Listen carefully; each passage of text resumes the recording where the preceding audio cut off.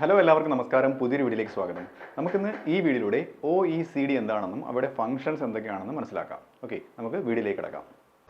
OECD organisation for economic cooperation and development. നമുക്ക് ആദ്യം OECD എന്താണെന്ന് നോക്കാം. ഇതെന്ന് പറയുന്നത് ഒരു ഇന്റർനാഷണൽ ഓർഗനൈസേഷൻ ആണ് ദാറ്റ് ബ്രിങ്സ് ടുഗദർ ഗവൺമെന്റ്സ്. അതായത് പല രാജ്യങ്ങളും ഒന്നിപ്പിച്ച് നിർത്തിയിട്ട് ഒരു എക്കണോമിക് ഗ്രോത്ത് ഉറപ്പുവരുത്തും. ആ രാജ്യങ്ങൾ നന്നായിട്ട് പ്രൊഡക്ഷൻ നടത്തുന്നുണ്ടെന്ന്, അവർക്ക് അവരുടെ സമ്പത്ത് വർദ്ധിക്കുന്നുണ്ടെന്ന് ഉറപ്പുവരുത്തും. അത് പ്രോസ്പെരിറ്റി ഉറപ്പുവരുത്തും, സസ്റ്റൈനബിൾ ആയിട്ടുള്ള ഡെവലപ്മെന്റ് ഉറപ്പുവരുത്തും, അവർക്ക് ബെറ്റർ ആയിട്ടുള്ള ലിവിങ് സ്റ്റാൻഡേർഡ് ഉണ്ടെന്നൊക്കെ ഉറപ്പുവരുത്തുന്ന ഒരു സംഘടനയാണ് OECD എന്ന് പറയുന്നത്. ഇനി നമുക്ക് ഈ ഓർഗനൈസേഷന്റെ കീ ഫാക്ട്സ് നോക്കാം. അതിന്റെ ഫുൾ ഫോം ഞാൻ ആദ്യം പറഞ്ഞു, organisation for economic cooperation and development എന്നാണ്. ഇത് 1961 എസ്റ്റാബ്ലിഷ്ഡ് ആയ ഒരു ഇൻസ്റ്റിറ്റ്യൂഷൻ ആണ്.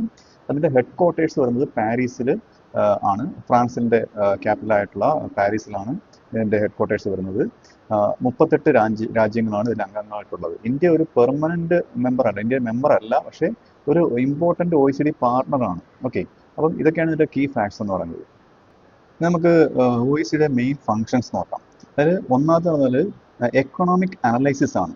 ഇപ്പം ഒരു രാജ്യങ്ങളുടെ എക്കണോമിക് ഗ്രോത്ത് അനലൈസ് ചെയ്യുന്നു, ഇൻഫ്ലേഷൻ, ഇതെല്ലാം, പിന്നെ എംപ്ലോയ്മെന്റ്, എത്ര തൊഴിലവസരങ്ങളുണ്ട്, അതൊക്കെ അനലൈസ് ചെയ്യുന്നു, പ്രൊഡക്ടിവിറ്റി ഉണ്ടോ ഇല്ലയോ, അവിടുത്തെ റിസോഴ്സസ് പ്രോപ്പറായിട്ട് യൂട്ടിലൈസ് ചെയ്യുന്നുണ്ടോ, ഇതെല്ലാം അനലൈസ് ചെയ്യുന്നത് ഒന്നാമത്തെ ഫംഗ്ഷൻ. ഓക്കെ, അടുത്ത പോളിസി അഡ്വൈസ് ആണ്. രാജ്യങ്ങളെ സഹായിക്കുക, ഗവൺമെന്റിന് design better economic and social policies കൊണ്ടുവരുന്നതിന് വേണ്ടി ഈ പോളിസി എടുത്താൽ നിങ്ങൾക്ക് നല്ലതായിരിക്കും എന്ന് അഡ്വൈസ് ചെയ്യുക.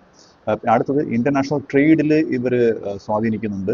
Promotes open and fair international trade and investment. Fair ആയിട്ടുള്ള രാജ്യങ്ങൾ ഇപ്പം ഇപ്പം ഒരു രാജ്യത്തിന് ഇത്ര മാത്രമേ സബ്സിഡി കൊടുക്കാവുന്നുണ്ട്, സബ്സിഡി കൊടുത്ത് പ്രൊഡ്യൂസ് ആ രാജ്യത്തിൽ ഉൽപ്പന്നങ്ങൾ ഉണ്ടാക്കാവുന്നുണ്ട്, അതിന് മേൽ സബ്സിഡി കൊടുത്ത് ഉൽപ്പന്നങ്ങൾ ഉണ്ടാക്കി അവർ ഒരു ട്രേഡ് അഡ്വാൻറ്റേജ് എടുക്കരുത് എന്നുണ്ട്. അപ്പം ഒരു ഫെയർ ആയിട്ടുള്ള ട്രേഡ്, എല്ലാ രാജ്യങ്ങളും സഹകരിച്ച് അങ്ങോട്ടും ഇങ്ങോട്ടും സാധനങ്ങൾ അങ്ങോട്ടും ഇങ്ങോട്ടും മേടിച്ചാലേ എല്ലാ രാജ്യങ്ങൾക്കും ഒരുപോലെ നിലനിൽപ്പുള്ളൂ. അപ്പോൾ അതൊക്കെ നന്നായിട്ട് കൊണ്ടുപോകുന്നുണ്ട്. അത് ഇവരുടെ ഫംഗ്ഷനാണ്. ടാക്സേഷൻ അടുത്തത്, develops international standards to reduce tax avoidance and improve tax system.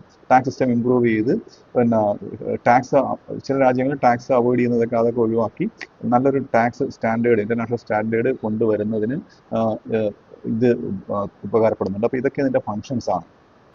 അടുത്തത് എഡ്യൂക്കേഷനിൽ ഇവരുടെ ഫംഗ്ഷൻ വരുന്നുണ്ട്. അതായത് conducts international assessments such as PISA പോലുള്ള ഇന്റർനാഷണൽ അസസ്മെന്റ്. പിസ എന്ന് വെച്ചാൽ program for international student assessment എന്ന് പറയും. ഓക്കെ, അത് 15 വയസ്സ് വരെ പ്രായമുള്ള, ഓക്കെ, 15 വയസ്സ് പ്രായമുള്ള കുട്ടികൾക്ക് അവരുടെ റീഡിംഗ് കപ്പാസിറ്റി, മാത്തമെറ്റിക്, സയൻസ് സ്കില്ലൊക്കെ ടെസ്റ്റ് ചെയ്യുന്ന ഒരു ഇന്റർനാഷണൽ അസസ്മെന്റ് ആണ് ഈ പിസ എന്ന് പറയുന്നത്. ഓക്കെ, അപ്പൊ ഇത് ഇവർ കണ്ടക്ട് ചെയ്യുന്നുണ്ട്.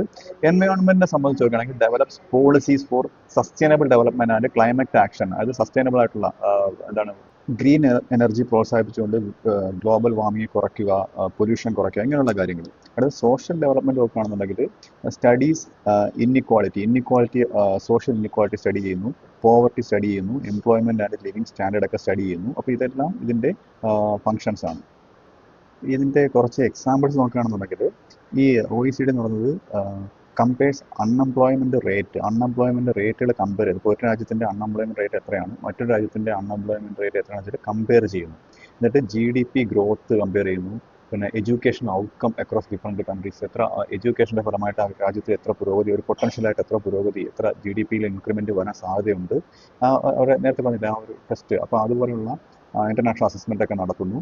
പിന്നെ governments can use this information to evaluate their own policies and learn from other countries. മനസ്സിലായി? ഇപ്പോൾ ഒരു രാജ്യത്തിന് പഠിച്ചിട്ട് ആ പഠന വിവരം മറ്റു രാജ്യത്തിന് കൊടുക്കുമ്പോഴത്തേക്ക് ആ രാജ്യത്ത് ഉണ്ടാവാൻ സാധ്യതയുള്ള ഡെവലപ്മെന്റ് ഇവർക്ക് മനസ്സിലാവും. അപ്പം അങ്ങനെയുള്ള കാര്യങ്ങളൊക്കെ ഈ OECD ചെയ്യുന്ന ഒന്നാണ്.